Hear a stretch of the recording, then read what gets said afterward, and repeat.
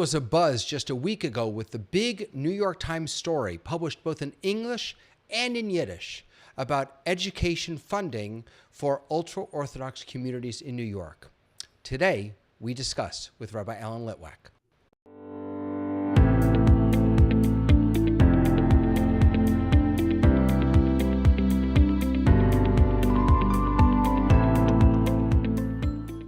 I'm not sure why I just said with Rabbi Alan Litwack. It's as if maybe you haven't been here every other week that we have done this. I'm not sure where that came from. I don't know. I've missed maybe one or two in the how many are we up to? Yeah, 45 or not 46? many. Yeah, this is 46, maybe 45. I don't know, something like that. Let me turn your volume up just a little bit. There we go. So, Rabbi, I know you spoke about this last Shabbos. I did. That we have this big bombshell article. And there are so many different pieces of this, and we're going to jump into some of this together. There's sort of the Jewish perspective on education and the responsibility to educate. In fact, just this morning, the cantor's wife was asking me about the Jewish obligation to teach children how to swim. Right? It's not just book smarts; it's life skills. That's actually I hadn't thought of it, but that's actually an interesting connection here. So there's that piece of it. Then there's also the sort of church-state political side of the discussion, which is to what extent should the government be funding these religious institutions? And if they do, to what extent do these religious schools or institutions have to live up to certain standards? But let's start with where you started last Shabbat, with sort of the Jewish approach to the overarching question of Jewish education and our responsibility. Right. Okay. So even just a quick 30 seconds. If you didn't read the New York Times article, it is $1 billion in the last 4 years have gone to Haredi, that's ultra Orthodox Hasidic educational institutions in New York, where children are educated in Jewish law, they're educated in Jewish prayer, in tradition, but they really are not given any secular studies, that is to say, English, math, science, or history. And when these schools were kind of forced into providing standardized tests or taking standardized tests, literally 99% of the students failed those state standardized tests in math and in reading. I just want to jump in here just quickly to say that I'm one of those folks that detests standardized testing, and that I don't think that they're really indicative of much at all. So that, to me, I mean, I don't want to jump the gun on our argument, but our debate, but to me, that stat is alarming and not necessarily surprising. I don't think it's surprising at all. I think, and that really is, it is alarming, right? Because whatever you think about standardized tests, whether it measures very accurately or not very accurately, it measures. Okay, and when 99% Right. of the students could not pass the exam, that says something that we can't ignore. Agreed. And so let's start with the Jewish piece, and I am going to acknowledge, as I did last Saturday, this New York Times article pushed a lot of buttons for me. Most of it stemming from my own embarrassment that this is the way the world views Jews. That all we need to do is look at any anti-Semitic characterization, and you have the bearded, black hat, tzitzit hanging out Jew who is taking money. And so, yes, this pushes my buttons. Hey, let's talk Jewishly. Right? And while I believe strongly that Jews should educate their children Jewishly. All three of my daughters went to Jewish day schools, as I know you sent yours, and I think that that is a crucial part of their not just their religious upbringing, but their upbringing as good human beings. Uh, where I have trouble, okay, and where I think Judaism would have trouble with these Haredi schools is that for the Haredim to somehow maintain that um, they are they're maintaining authentic Judaism by rejecting history is in and of itself a rejection of historical fact. Okay? The fact that is that Judaism throughout the millennia have constantly learned and grown and developed. They have um, adopted the surrounding cultures. They have drawn on those cultures to strengthen their own Judaism. There are so many examples of great luminaries in the Jewish community, Rabbi Yochanan ben Zakkai from the Talmudic period, who literally saves the Jewish people, saves Jewish scholarship after the destruction of the Second Temple by setting up a yeshiva in Yavna. He himself studied astronomy, the greatest commentator of all Judaism, Maimonides, was heavily influenced by Plato and Aristotle. And he goes on. He literally says that anyone who relies on faith alone and doesn't use his intellect and senses to understand the world around him is actually desecrating God's name. You have others. So, how do we get to this point of the ultra orthodox? Well, I think that this is a recognition that they have a worldview that they don't want to change. That it is hard for them to acknowledge that certainly in the last 100, 200 years, our knowledge has increased about our understanding of the world has increased so dramatically that it is rocking their world. And they're afraid of it. That's And correct. I don't mean this in a negative Yeah. way. They No. see modernity as a threat to Jewish, Judaism's core values. right, to Jewish life. Right? Yeah.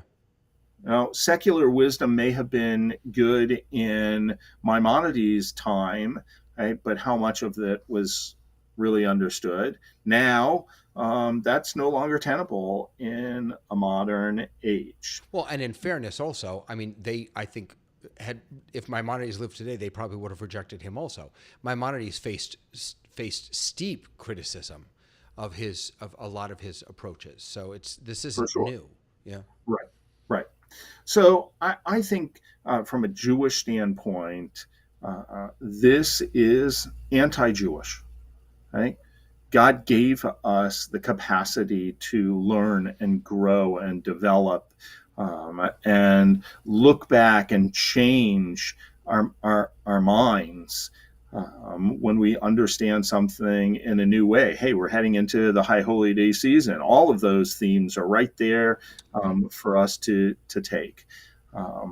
But that's not what they want to preserve a certain way of life. And I understand that, but where I bristle is that they are taking taxpayer money to continue that.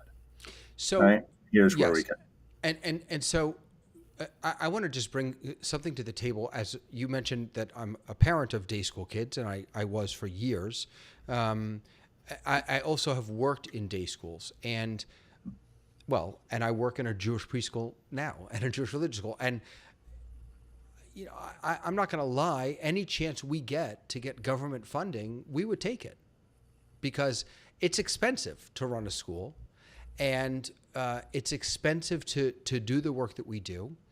And here's where I guess maybe you and I will differ a little bit, is that were the government to come in and say, you can have these COVID funds to pay your teachers so you don't have to lay people off, but we need to have supervision over your curriculum and make sure that you're teaching X, Y, and Z, I think that would be really problematic. I actually think that I'm going to split hairs with you. I don't think that we would take any money that the government. We can't. We have, and we take money for very specific things. Right? We take money because of security. Right? Because the government has a responsibility to keep its communities secure, and they're willing to give that money to us to help them do their job of keeping us secure. So security money we can take.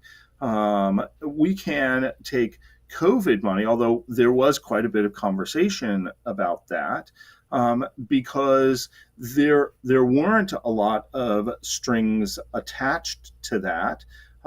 It was simply, hey, we as a government are concerned about our society collapsing if we don't help people and help institutions go through. Right?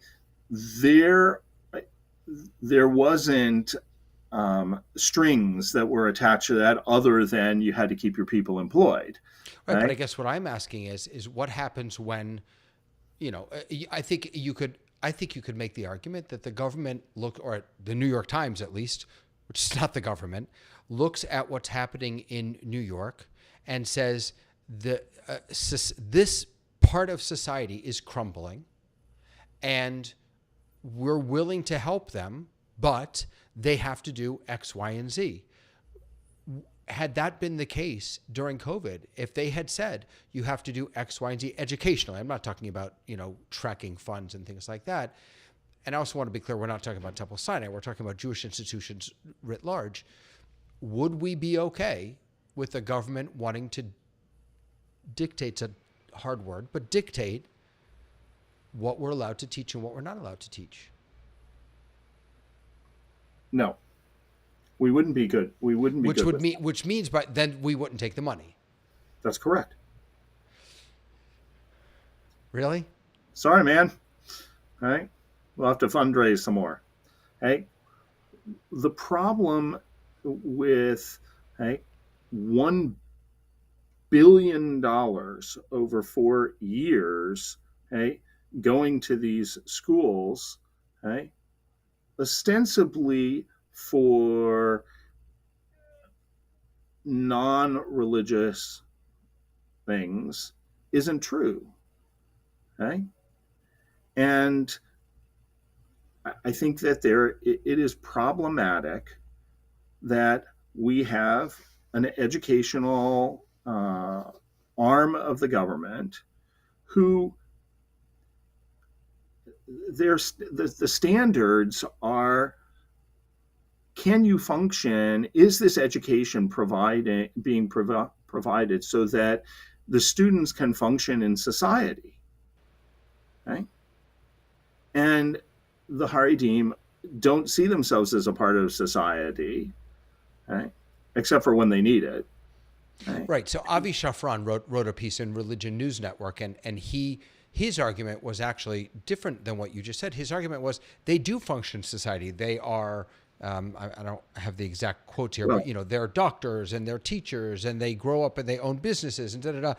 I don't, that argument falls flat for me because he accuses the Times of cherry picking, and I think he's doing the same thing. He knows of many Haredim who have been successful, wonderful, but again, by and large, the fact that they need this much money tells us, right there, it tells us that they're struggling financially, that they're not able to produce the means to support themselves and their own educational systems. I still, so, and Shal Magid wrote another piece where he argues that the real issue here is the, what was the word that he used? He said, here I have it here, I can bring it up. He said that it's a story of corruption, that his argument was that this is less, maybe not less about, but this is as much about New York State and the fact that New York State has given all this money and not held them to standards, as it is about the Haredim not following through on fulfilling those standards. I fully agree with that. Right? I think that it is a shanda, it is an embarrassment, right, that the government of New York State and the city has allowed for this to go on for a very long time. Okay? And that is politicians who want to stay in power, right, are willing to capitulate their values in order to get votes. So you and I had a conversation about this earlier, and you said something that really clicked for me because I hadn't thought of it this way. I want to invite you to share that with everyone. My question was, we're not talking about millions and millions of people here. We're talking about tens of thousands. And how can it be that voting block is so important? And the way you explained it was really beautiful. Sure. It is because within the Haredi community, the Rebbe, the rabbi, wields a tremendous amount of influence and power. And there's nothing wrong with that. That's the way their community is set up. And there are plenty of other religious societies and communities where whoever is the religious leader wields that kind of power. Well, we've often wished that we had that power. We have often wished that people would just listen to us. Right. Well, unfortunately, that's not, and I'm not even sure. It's not unfortunate because I believe in a democratic religious community. In the Haredi community, that isn't the way it is, and so I don't remember exactly what the number of voters are, but let's pick a number, 50,000 or 100,000 Haredi votes. If I, as a politician, can go to one or two of the head rabbis, right, of those communities and say, right, I want your vote, and they respond, well, I want to make sure that we get funding, right? It's very easy with one meeting or two meetings for me to lock up, right, a number of votes that is significant enough that it can shift an election. So let me tell you where I get stuck.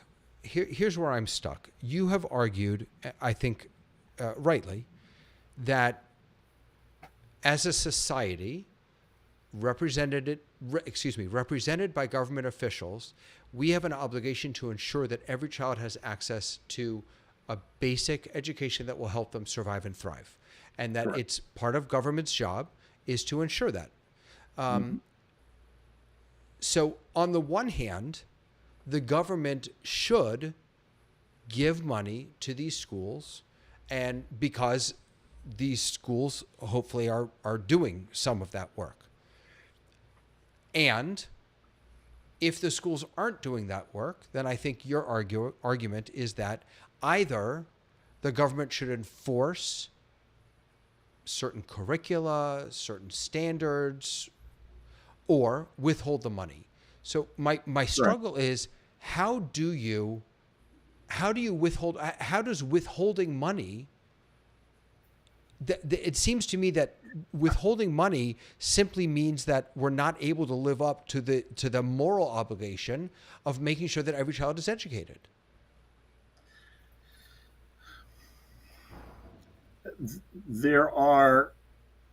I think that we could split the difference here in saying that a community has to, right, ensure the safety and well-being of students. Right? Our government does not, right, does not come in, right, and tell you as the Gon Sinai director, right, what you can teach and what you can't teach. The government does come in and say, right, you have to make sure that your bathrooms work and that your teachers are, appropriately vetted. There are all kinds of safety things that I think a government has that responsibility. Right? Where I don't think the government has to come in, right, is educationally. Right? If I, as a parent, want to send my child to a parochial school, right, then it is now on me to ensure that that school is at a certain standard that provides a level of education that's going to give me, that's going to give my child, all right, the ability to function in society. But that's exactly what these Haredim are doing. They say, we've chosen this school and we trust the school to make the right decisions. That's fine. Then they don't get to Then don't bring, take money. they don't get to have money from the government. Right? I'm not sure that it's quite as black and white as that. We accept VPK funds here, voluntary pre-kindergarten funds, and we have to do assessments 3 times a year. And if our kids don't pass those assessments, if we don't teach the elements that they expect us to teach, and our children don't pass, then we're going to lose VPK funding. And that's the price we pay to provide that service for our congregants or for our families.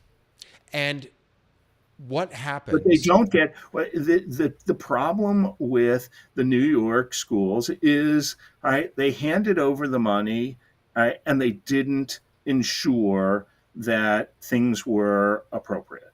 Right. And so I agree with you there. My concern is they didn't ensure. Who's to say that someone won't come along and say, Christmas is an American holiday, and as part of our VPK education, every child needs to know that the 25th of December is Christmas, and yada, yada, yada. Yes, I think that is problematic. And I will agree with you that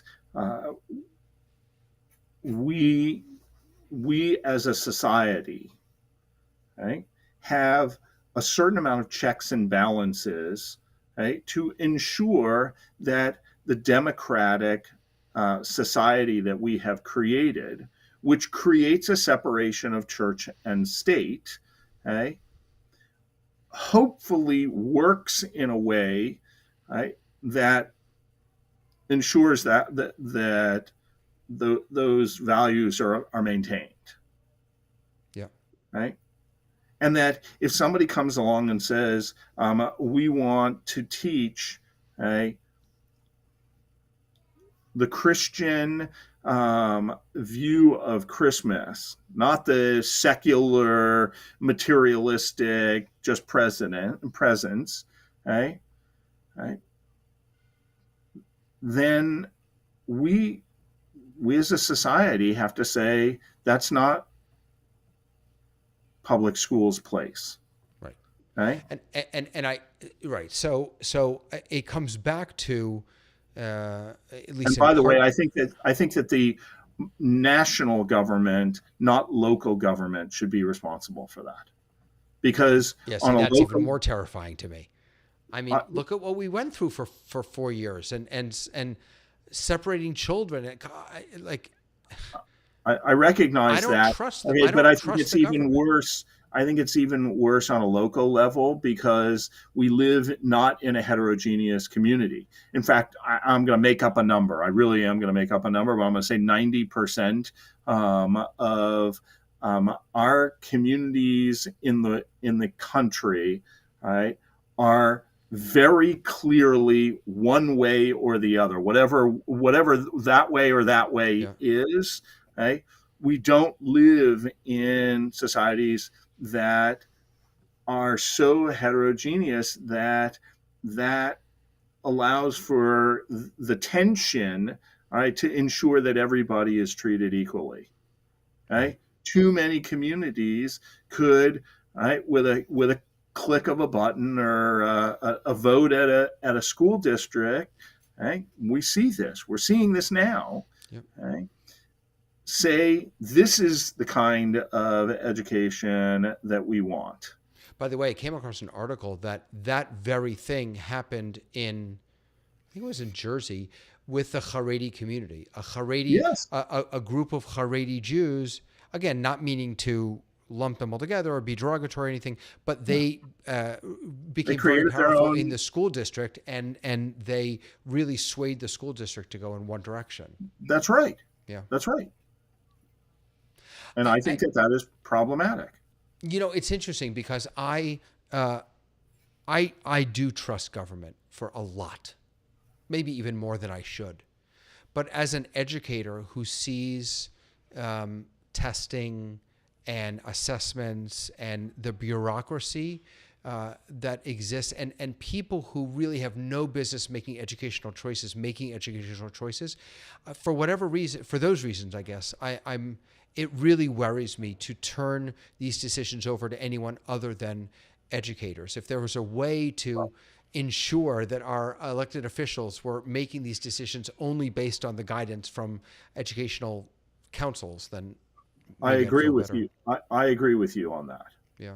Right? And it's the same thing. All right, if our politicians would make choices around the pandemic based on Right. the Medical. science Yeah. of the medical community, Yeah. and we can pick all of the other places. If our government doesn't rely on those who are expert in whatever field it is, we're in trouble. Right. All right? And unfortunately, yeah, seems that we are sometimes. Hey, Rabbi, are you doing anything fun next week? No, I'm going on vacation. At least from my A regular guy, work, a so that I guy can can dream. spend Rosh Hashanah in the synagogue. Yeah. Um, I'm excited.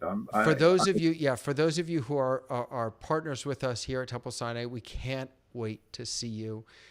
We've got family services at 9. We've got our regular services starting at 10 on the first day, and then 10:30 on the second day. It's and for those of you who are not tsnd.tv, you can watch. Or if you're local, tsnd.org/HHD. Come, be a part, join us, come daven with us. Watch us online, come in person. We just want to wish everyone a Shana Tova Mituka, a sweet, a happy new year. And I'll see Thanks you a next lot. year. We'll see you next See year. you next year. Bye, Rabbi. Thank you. Bye, everyone.